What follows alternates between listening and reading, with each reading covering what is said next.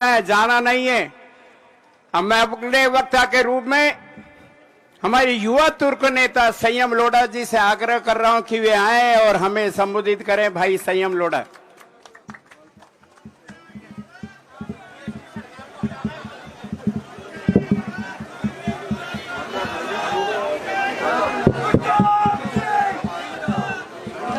राजस्थान प्रदेश Congress committee के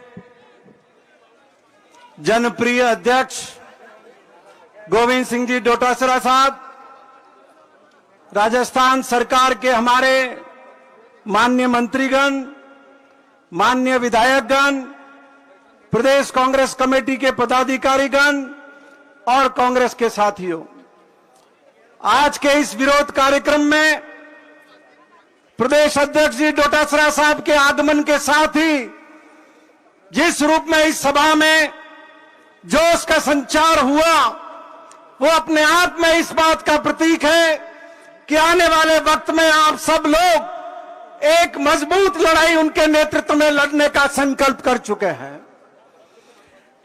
ये जासूसी जिस मुद्दे पर विरोध करने के लिए हम सब लोग यहां इकट्ठे हुए हैं, ये भारत देश में कोई नई नहीं है। पुराने जमाने में राजे महाराजाएं ये जासूसी करवाया करते थे। चाणक्य के वक्त से लेकर के आज तक ये जासूसी अलग अलग रूप में होती रही है, लेकिन प्रजातंत्र के आने के बाद जो कानून देश में बने, वो कानून देश के नागरिकों को अधिकार देते हैं और उन अधिकारों का संरक्षण करना, रक्षण करना देश की सरकार का कर्तव्य है।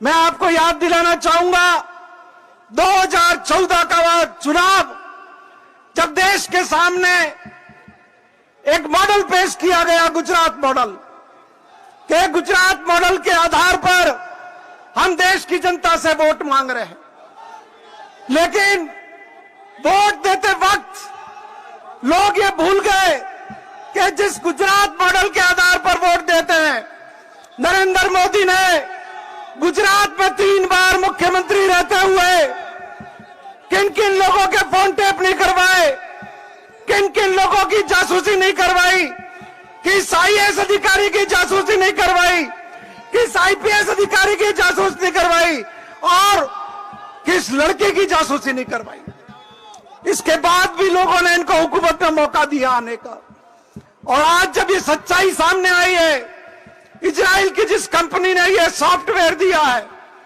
उस कंपनी का ये कहना है कि सिर्फ आतंकवाद के मुकाबले के लिए हम सरकारों को ये सॉफ्टवेयर देते हैं। तो आज भारत में सैकड़ों लोगों के फोन टेप हुए हैं।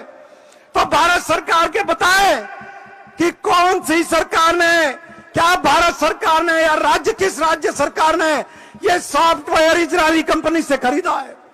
हमारा आरोप है कि इस सॉफ्टवेयर के जरिए कांग्रेस पार्टी की कर्नाटक की सरकार गिराने का काम किया गया, वहां के नेताओं के फोन टेप किए गए और इस सॉफ्टवेयर का उपयोग करके कांग्रेस की चुनी हुई सरकार को अपदस्थ किया गया। हमारा आरोप है कि मध्य प्रदेश के अंदर हमारी चुनी हुई सरकार इस सॉफ्टवेयर का उपयोग करके खरीद फरोख्त में उसका उपयोग करके मध्य प्रदेश में हमारी सरकार गिनी गई। गोवा में इनको बहुमत प्राप्त नहीं हुआ, लेकिन इसी सॉफ्टवेयर का उपयोग करके कांग्रेस के विधायकों को खरीद करके गोवा में कांग्रेस पार्टी की सरकार गिराने का काम किया गया। कांग्रेस पार्टी के अध्यक्ष राहुल गांधी हमेशा से कहते रहे हैं कि आप ईवीएम मशीन से छेड़छाड़ कर रहे हैं, ईवीएम मशीन के साथ छेड़छाड़ करके वोट ले रहे हैं। आपने अशोक लवासा, जो चुनाव आयुक्त आपके खिलाफ राय दे रहे थे, उनका फोन टेप करके ये साबित कर दिया है कि इस षड्यंत्र के अंदर चुनाव आयोग शामिल था। जब आप किसी के फोन के अंदर सॉफ्टवेयर के जरिए बात सुन सकते हैं, बात टेप कर सकते हैं, देख सकते हैं, तो क्या आश्चर्य है कि आप ईवीएम मशीन के अंदर आप गड़बड़ी नहीं कर सकते।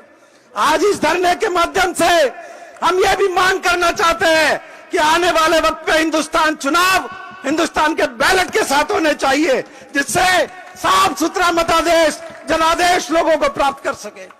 भारतीय जनता पार्टी किस मुंह से आदर्श की बात कर सकती है? सर्वोच्च न्यायालय के न्यायाधीश गोगोई, जिनके ऊपर एक लड़की के साथ छेड़छाड़ का, उसके यौन शोषण का आरोप लगा, आपने उस लड़की का फोन टेप किया। किस लिए टेप किया? जिससे जुडिशरी को आप अपने कंट्रोल के अंदर ले सके। आपने कांग्रेस के नेताओं के फोन टेप किए, सारे लोगों के फोन टेप किए। भाई और बहनों, ये लड़ाई खाली कांग्रेस और बीजेपी की नहीं है, ये हम सब की लड़ाई है, हम सबके अधिकारों की बात है। आपका फोन भी कल टेप हो सकता है, हमारा भी फोन टेप हो सकता है, हमारी भी निजी बातें सुनी जा सकती है। ये हमारे अधिकारों का हनन है और भारतीय जनता पार्टी को इस बात का जवाब देना चाहिए। यह जयपुर की निगम की एक मेयर बैठी हुई है, दूसरी नेगर जेल के अभी बाहर आई है। बताए वो 10 करोड़ रुपए की दलाली आपके आरएसएस का आदमी किसके कहने से कर रहा था? और आज तक आप में सच्चाई है तो आपने अभी हमारे अमीन कागजी साहब बता रहे हैं 20 करोड़, तो आरएसएस के मोहन भागवत बताए कि वो 20 करोड़ की दलाली आपके आरएस के प्रचारक क्यों ले रहे थे? और आपका जी दामन साफ है तो आप आकर के पुलिस के सामने पूछताछ के लिए उपस्थित क्यों नहीं होते हैं? मैं लंबी बात नहीं कहूंगा, लेकिन आप सबसे विनती करता हूं कि गांव गांव ढाणी ढाणी जाकर के इस जासूसी कांड के बारे में लोगों को बताना है, सजग करना है और पूरी दुनिया के नागरिकों की स्वतंत्रता की, निजता की लड़ाई हम सबको मिलकर के लड़नी है। धन्यवाद। जय हिंद।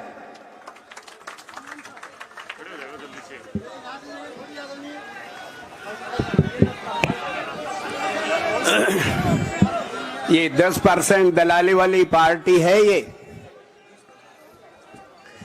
ये लिम्बाराम जी को